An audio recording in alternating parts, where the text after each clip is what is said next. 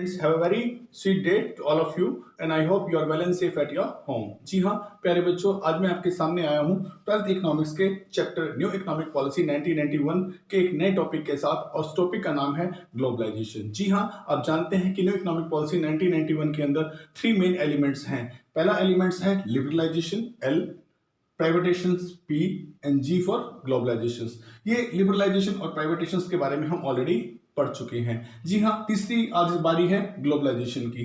What do you mean by globalisation? ये question आपके mind में आ रहा होगा। Globalisation means interaction of one economy to the rest of world. जी हाँ, ग्लोबलाइजेशन का मतलब होता है एक इकोनॉमी दूसरी इकोनॉमी के साथ कैसे जुड़ती है, कैसे इंटरेक्शन होता है, उसमें कैसे इंटीग्रेटेड हो जाती है, एक इकोनॉमी दूसरी इकोनॉमी के साथ कैसे इंटीग्रेटेड हो जाती है। जी हाँ, एग्जाम्पल में देखिए, अगर इंडियन इकोनॉमी की बात करूं तो इंडियन इकोनॉमिक जापान से, चाइना से, यूएसए से, रशिया से, पाकिस्तान से या वर्ल्ड के रेस्ट ऑफ द वर्ल्ड किसी भी देश के साथ जब वो इंटीग्रेटेड हो जाती है तो हम उसे कहते हैं कि ग्लोबलाइजेशन की घटना घटी है, तब ग्लोबलाइजेशन हुआ माना जाता है। जब ग्लोबलाइजेशन होता है, इन ग्लोबलाइजेशन टीसीपी यानी कि trade, capital and persons can freely movement to one nation to another nation without border restrictions. जी हाँ, बिना बॉर्डर के रिस्ट्रिक्शंस के ये लोग व्यापार कर सकते हैं, ये कंट्रियां व्यापार कर सकती हैं। जब ग्लोबलाइजेशन होता है तो एक इकोनॉमी दूसरी कंट्री के साथ किसी भी प्रकार का ट्रेड जो है गुड्स एंड सर्विसेज का वो कर सकती है। जब ग्लोबलाइजेशन होता है तो कैपिटल का मूवमेंट होता है, कैपिटल की इन्वेस्टमेंट एक कंट्री में,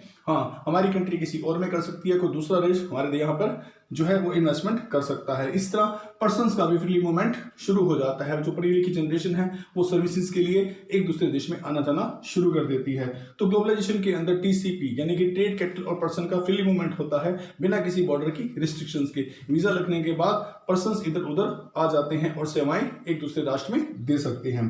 ग्लोबलाइजेशन में be defined as the process associated with increasing openness. जी हाँ, ये ओपननेस को यानी खुलेपन का न्योता देने वाली प्रोसेस है, जिसमें हम ये कहते हैं कि growing economic interdependence and the deeping economic integration in the rest of world. जी हाँ, ग्लोबलाइजेशन का मतलब एक ऐसी प्रोसेस के साथ है जिसमें हम जो है ओपननेस को इंक्रीज करते हैं कि आइए और ये पूरी धरती जो है इस पर किसी भी कंट्री के साथ आप ट्रेड कीजिए, चाहे तो आप कैपिटल इन्वेस्ट कीजिए और चाहे तो पर्संस की सर्विसेज को प्राप्त कीजिए। इस तरह एक कंट्री दूसरी इकोनॉमी के साथ जिस तरह से इंटीग्रेटेड हो जाती है, उस ओपननेस के अंदर जो है जो एनवायरनमेंट जनरेट होता है उसे ही हम ग्लोबलाइजेशन कहते हैं।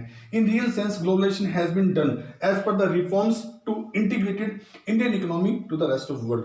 जो ग्लोबलाइजेशन की प्रोसेस हमने अपनाई है, इसके अंदर हमारा मकसद ही यही है कि हम इंडियन इकोनॉमी को रेस्ट ऑफ वर्ल्ड के साथ किसी प्रकार से जोड़ दें, उसे किसी अदर वर्ल्ड की अन्य इकोनॉमीज के साथ इंटीग्रेटेड कर दें। जी हाँ, एज ए रिजल्ट और इसका परिणाम ये निकला है, there will be unrestricted flow of goods and services, के गुड्स और सर्विसेज के फ्लो में कोई बाधा या कोई रुकावट नहीं आएगी और इस तरह से हम गुड्स को एक्सचेंज कर सकते हैं, सर्विसेज को एक दूसरे को दे सकते हैं, एक दूसरे कंट्री की टेक्नोलॉजी को हम सीख सकते हैं, लर्न कर सकते हैं, उसका फायदा उठा सकते हैं और इस तरह से एक इकोनॉमी रेस्ट ऑफ वर्ल्ड के साथ इस प्रकार से जुड़ जाती है कि उन कंट्रीज में कोई फर्क रहता ही नहीं है। तो इन लास्ट ग्लोबलाइजेशन कंसेप्ट से जो है वो हम लोग एक विश्व को पूरे विश्व को जोड़ने में सहायक होते हैं, ताकि एक कंट्री दूसरी कंट्री के साथ अपना किसी भी प्रकार का रिलेशंस, ट्रेड, कैपिटल और पर्संस का वो रख सके, किसी भी प्रकार से व्यापार करने में वो उसके लिए ओपननेस होती है।